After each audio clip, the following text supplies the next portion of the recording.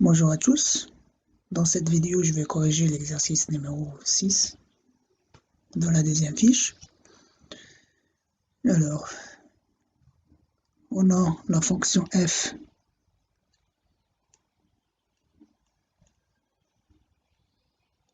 elle est donnée par le déterminant ax, cx, bx, dx. J'applique la définition du déterminant d'une matrice carrée d'ordre 2. J'aurai ax multiplié par dx moins bx multiplié par cx. Alors, il est clair que f est dérivable. F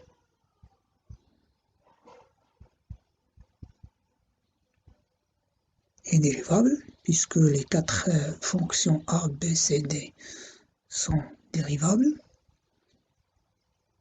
Et on a f' de x égale, donc j'applique la dérivée du produit, donc j'ai la dérivée de a multiplié par d de x plus a de x multiplié par d' de x moins b' de x multiplié par c de x, et ensuite moins b de x multiplié par c' de x. Ensuite, le premier terme et le dernier, je peux les écrire sous forme de déterminant a' de x, c' de x, b de x, d de x.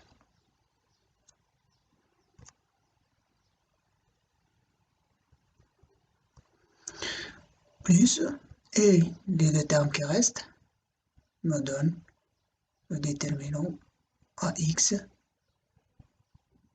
c de x, b' de x, d' de x. Alors, deuxième question, je cherche à montrer un résultat analogue pour le déterminant d'une matrice carrée d'ordre 3. Donc, de même,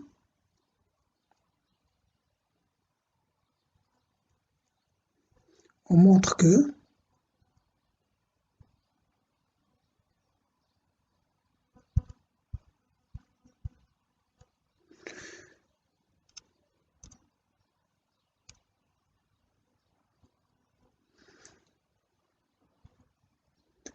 si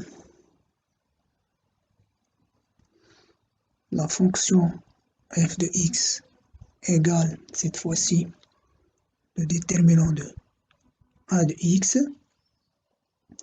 ensuite b de x, c de x, d de x, e de x, et g de x,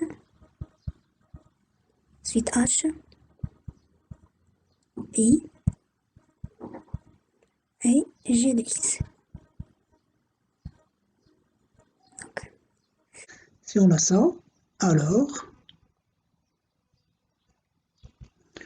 le déterminant f' de x va être égal. Alors sur la première colonne, on aura les dérivés. Donc sur la première colonne, j'aurai a' de x, d' de x et h' de x. Les autres colonnes ne vont pas changer. b de x, e de x, et de x. Et là, C de X et G de X. Plus. Pour le deuxième déterminant, ce qui va changer, c'est plutôt la deuxième colonne. Donc j'aurai ici B' de X, E' de X et I' de X. Les autres colonnes ne vont pas changer. A de X, D de X, H de X sur la troisième colonne, C de X, G de X et G de X. Plus Le troisième déterminant, ce qui va changer cette fois-ci, c'est la troisième colonne. Sur la troisième colonne, on aura la dérivée C' de X, G' et G' de X. Les autres colonnes ne vont pas changer. Donc, A de X, B de X, D de X, E de X, H de X et I de X. alors, comme application, on cherche à calculer ce déterminant. Alors, je vais tout d'abord noter ce déterminant f de x. Donc, avant de calculer f de x, je vais tout d'abord calculer f' de x. On a f' de x. Donc, j'applique le résultat qu'on a trouvé dans la deuxième question. Donc, sur la première colonne, on aura les dérivées. Donc, la dérivée de 1, c'est 0. La dérivée de 1, 0 et 0. Les autres ne vont pas changer, les autres colonnes. Là, j'aurai cosinus de x. Cosinus de X plus alpha, cosinus de X plus bêta. La troisième colonne, alpha, sinus X plus, excusez-moi là, sinus X. Là c'est X plus alpha, et là c'est sinus de X plus bêta. Plus. Pour le deuxième déterminant, ce qui va changer, c'est la deuxième colonne. Donc la première colonne, on a 1, 1, 1. Sur la deuxième colonne, on aura les dérivées. Donc la dérivée de cosinus, c'est moins sinus de x. Et la dérivée de cosinus de x plus alpha, c'est moins sinus de x plus alpha. Et là, moins sinus de x plus bêta. La troisième colonne On va pas changer sinus de X, sinus de X plus alpha, sinus de X plus bêta. plus le troisième déterminant. La première colonne, C'est 1, 1, 1. Sur la deuxième colonne, il ne va pas changer, c'est cosinus de X, X plus alpha et X plus bêta. Sur la troisième colonne, on aura les dérivées. La dérivée de sinus de x, c'est cosinus de x. La cosinus de x plus alpha, cosinus de x plus bêta, égal. Alors, le premier déterminant, il est égal à 0. Pourquoi? Parce que la première colonne contient que des zéros. Donc ce déterminant, elle est nulle. Le deuxième déterminant, il est aussi égal à 0, puisque la troisième colonne et la deuxième colonne, donc là, est multiple de l'autre. Donc ce déterminant, il est égal à 0. Le troisième déterminant, il est aussi égal à 0, puisque la deuxième colonne et la troisième colonne sont identiques. Donc, de x égale 0. Par conséquent,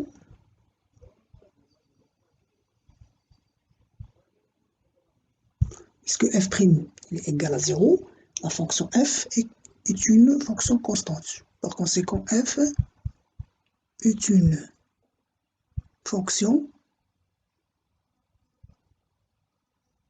constante. C'est-à-dire, quel que soit x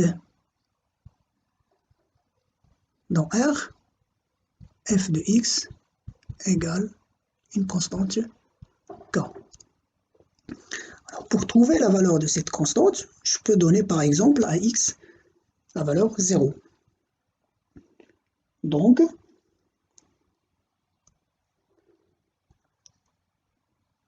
on aura f de x égale f de 0. Donc, je remplace, je trouve, sur la première colonne 1, 1, 1, sur la deuxième colonne cosinus de 0, ça fait 1, ensuite cos de 0 plus alpha, ça donne cosinus alpha, et là, cosinus de bêta. Sur la troisième colonne, on aura sinus de 0, c'est 0, sinus de 0 plus alpha, et sinus de 0 plus bêta, c'est sinus de alpha, sinus plutôt de bêta. Par rapport à la première ligne, donc j'aurai le déterminant cosinus de alpha, cosinus bêta, sinus alpha, sinus bêta, moins. Alors, sur la première colonne, j'aurai 1, 1. Donc, en barrant la première ligne et la deuxième colonne, donc il reste 1, 1, sinus alpha, sinus bêta. Sinus alpha et la sinus bêta égale, donc cosinus alpha multiplié par sinus bêta moins cos bêta multiplié par sinus alpha moins sinus bêta moins sinus alpha, que je peux aussi écrire sinus alpha moins sinus bêta, et les deux premiers termes, en utilisant les formules trigonométriques, ça donne donc plus sinus de bêta moins alpha.